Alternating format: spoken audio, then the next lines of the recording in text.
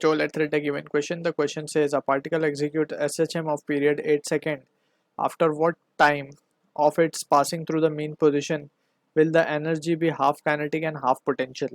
So to understand this question, we need to understand about the various equations of particle performing S.H.M.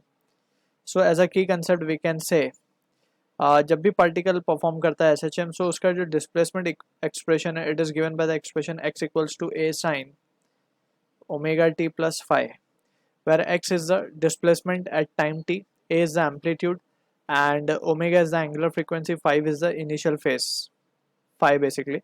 और ये इसे हम कहते हैं phase angle, and this is the initial phase phi.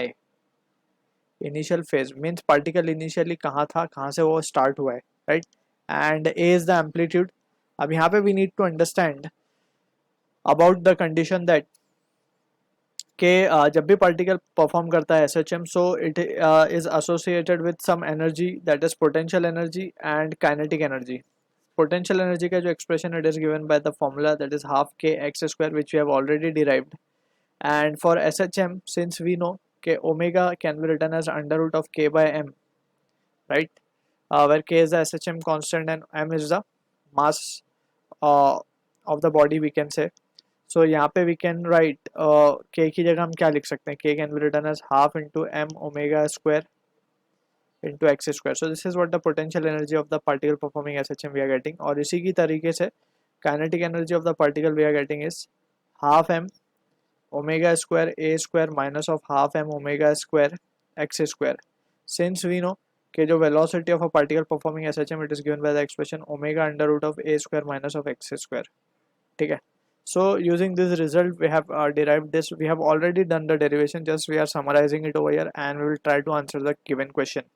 अब हमें यहाँ पे एक चीज़ और याद रखनी है कि जब भी पार्टिकल मीन पोजीशन से स्टार्ट होगा, सो जो फाई की वैल्यू है phi will corresponds to zero when particle starts from mean position, and secondly phi की value we can take it as to be pi by two when it starts from the extreme position. क्योंकि हमें पता है for a particle performing SHM उसके एक mean position and there are two extreme positions, right, जिसके about जहाँ तक particle means SHM perform करता है. सो यहाँ पे we can see from the situation हमें बोला गया है कि एट व्हाट टाइम जब पार्टिकल मीन पोजीशन से पास हो जाए विल द एनर्जी भी half kinetic and half potential, यानी कि काइनेटिक एनर्जी हाफ हो जाए और पोटेंशियल भी हाफ हो जाए. That means kinetic energy will become equals to potential energy. दोनों हाफ हाफ है, ठीक है. और हाफ किसके होंगे, टोटल एनर्जी के हाफ होंगे, राइट. सो दोनों ही सेम होंगी values. So in that situation we can write now. अब जब हम वैल्यू लिख देंगे half m omega square a square minus of half m omega square x square and that will be equals to half m omega square x square, right.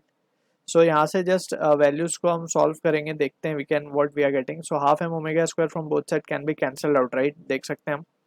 So यहाँ से जो result बचेगा वो बचेगा a square will be equals to two x square.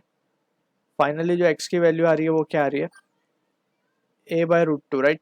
यानी कि a by root two distance पे from the mean position we can say particle की जो एनर्जी होगी वो हाफ काइनेटिक हाफ पोटेंशियल होगी.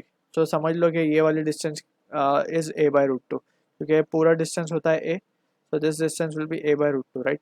अब just using the displacement equation we can calculate the time.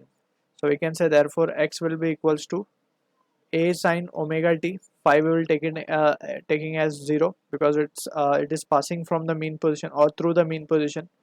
So from here we can say x को हम क्या रख देंगे a by root 2 and that will be equals to a sin omega t. So a cancel हो जाएगा, 1 by root 2 sin inverse 1 by root 2 is pi by 4. So omega को हम लिख देंगे 2 pi upon capital T into t. अब पूरा time period भी हमें 8 सेकेंड गिवन है, सो यहाँ से पाई पाई भी कैंसिल हो जाएगा and we can say t की value is coming out to be 1 second.